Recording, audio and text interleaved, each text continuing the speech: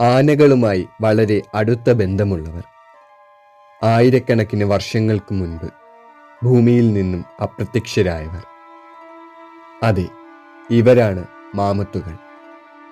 Welcome to the world is amazing.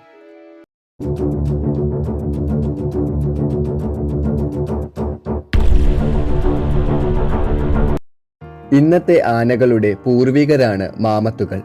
മഞ്ഞു മൂടിക്കിടക്കുന്ന Arctic മേഖലയിലാണ് 10,000-കണക്കിന് വർഷങ്ങൾക്ക് മുൻപ് ഇവർ ജീവിച്ചിരുന്നത്. ഏറ്റവും ഒടുവിലത്തെ ഹിമയുഗത്തിന്റെ അവസാന കാലം വരെ ഭൂമിയിൽ യഥേഷ്ടം അലഞ്ഞു നടന്നിരുന്ന ഭീമന്മാരാണ് മാമത്തുകൾ. ആനകളും മാമത്തുകളും അടുത്ത ബന്ധമുള്ള മൃഗങ്ങളാണ്. ആനകളും മാമത്തുകളും സമാധാനപരമായ ജീവിതം നയിക്കുന്ന സസ്യഭുക്കുകളാണ്.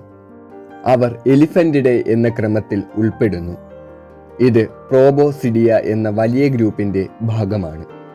ഏഷ്യൻ ആനകളും ആഫ്രിക്കൻ ആനകളും ഉൾപ്പെടുന്ന ആന കുടുംബവും മാമത്തുകളും ഇതിൽ ഉൾപ്പെടുന്നു. എന്നാൽ മാമത്തുകൾ മൺമറഞ്ഞുപോയി. ഇവരിൽ ആന കുടുംബം മാത്രമാണ് ഇന്നും ജീവിക്കുന്നത്. ആനകളും മാമത്തുകളും ഒരു പൊതുപൂർവികനിൽ നിന്നുമുള്ളവരാണ്. മാറിക്കൊണ്ടിരിക്കുന്ന ചുറ്റുപാടുമായി പൊരുത്തപ്പെടുവാനായി ശ്രമിച്ചപ്പോൾ അവ വ്യത്യസ്ത ഇനങ്ങളായി വ്യതിചലിച്ചു. ആനകളും മാമത്തുകളും ഒരേ കുടുംബത്തിലെ അംഗങ്ങളാണെങ്കിലും ഇരുവരും തമ്മിൽ പ്രകടമായ വ്യത്യാസങ്ങളുണ്ട്. പ്രധാനമായും മാമത്തുകൾ തണുത്ത അന്തരീക്ഷവുമായി പൊരുത്തപ്പെടുന്നു. മഞ്ഞിൽ നിന്നും രക്ഷ നേടുന്നതിനായി ഇവരുടെ ശരീരം നിറയെ രോമങ്ങളുണ്ട്. ആനകളുടേതിനേക്കാൾ വലിപ്പമുള്ള കൊമ്പുകളും ചെറിയ ചെവികളും മാമത്തിന്റെ പ്രത്യേകതകളാണ്. ആനകളേക്കാൾ ചെറിയ വാലുകളാണ് മാമത്തുകൾക്കുള്ളത്. 15 അടിയിലേറെ നീളമുള്ള കൊമ്പുകളും ആഫ്രിക്കൻ ആനകളോളം വലിപ്പവുമുള്ളവരായിരുന്നു മാമത്തുകൾ. മാമത്തുകളുടെ ശരീരത്തിലെ ഏറ്റവും പ്രധാന ഭാഗങ്ങളാണ് കൊമ്പുകൾ. മഞ്ഞിനെ കുത്തിമാറ്റി സസ്യങ്ങളെ കണ്ടെത്തുവാനും ശത്രുക്കളിൽ നിന്നും രക്ഷ നേടുന്നതിനും കൊമ്പുകൾ അവരെ സഹായിച്ചു. കൊമ്പുകളെ പഠനവിധേയമാക്കിയതിലൂടെയാണ് ഗവേഷകർക്ക് മാമത്തുകളെക്കുറിച്ച് കൂടുതൽ വിവരങ്ങൾ ലഭിച്ചത്.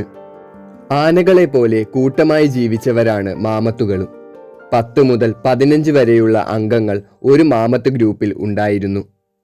ആൺമാമത്തുകൾ പ്രായപൂർത്തിയാകുന്നതോടെ ഗ്രൂപ്പ് ഉപേക്ഷിക്കുന്നു. ആനകളെ പോലെ ഒരു പ്രസവത്തിൽ ഒരു കുഞ്ഞിനാണ് ഇവർ ജന്മം നൽകാറുള്ളത്. Woolly mammoth, pygmy mammoth, steppe mammoth എന്നിവ ഉൾപ്പെടെ നിരവധി മാമത്ത് സ്പീഷ്യസുകൾ ഉണ്ടായിരുന്നു. 4000 വർഷങ്ങൾക്ക് മുൻപ് വംശനാശം സംഭവിച്ച വൂളി മാമത്തുകളായിരുന്നു ഇതിലെ അവസാന കണ്ണികൾ. എങ്ങനെയാണ് ഇവർക്ക് വംശനാശം സംഭവിച്ചതെന്ന് ഇപ്പോഴും വ്യക്തമല്ല. കൊമ്പിനും രോമത്തിനും തുകലിനും വേണ്ടി മനുഷ്യർ ഇവരെ വേട്ടയാടിയതായും അതല്ലെങ്കിൽ ഭൂമിയിലെ കാലാവസ്ഥ ചൂടുള്ളതായി മാറിയതോടെ അവർക്ക് അതിജീവിക്കുവാൻ കഴിയാതെ വന്നതാണെന്നും കരുതപ്പെടുന്നു. പക്ഷേ ഒട്ടേറെ മാമത്തുകളുടെ ശരീരം മഞ്ഞിനടിയിൽ നിന്നും ഗവേഷകർക്ക് ലഭിച്ചിട്ടുണ്ട്. മഞ്ഞിലായിരുന്നതിനാൽ തന്നെ ഇത്രയും കാലമായിട്ടും അവയുടെ ശരീരത്തിന് കാര്യമായ കേടുപാടുകളൊന്നും സംഭവിച്ചിരുന്നില്ല. ഇത്തരത്തിൽ കേടുകൂടാതെ ലഭിക്കുന്ന മാമത്തുകളുടെ ശരീരത്തിൽ നിന്നും അതിൻ്റെ DNA ഉപയോഗിച്ച് ക്ലോണിങ്ങിലൂടെ പുതിയൊരു മാമത്തിന് ജന്മം കൊടുക്കാനാണ് ഹവാർഡ് സർവകലാശാലയിലെ ഗവേഷകരുടെ ശ്രമം. ജീൻ എഡിറ്റിംഗ് എന്നാണ് ഇതിനു പറയുന്ന പേര്. എന്നാൽ ഇതിലൂടെ പഴയ മാമത്തിനെ പൂർണ്ണമായും സൃഷ്ടിക്കുവാൻ കഴിയില്ല. മറിച്ച് ഏഷ്യൻ ആനയും മാമത്തും ചേർന്നൊരു പുതിയ തരം ആനയെ സൃഷ്ടിക്കുവാൻ കഴിഞ്ഞേക്കാം. ആഫ്രിക്കൻ ആനയോളം വലിപ്പമുണ്ടെങ്കിലും ഏഷ്യൻ ആനകളുമായിട്ടാണ് മാമത്തുകൾക്ക് ഏറെ സാമ്യം.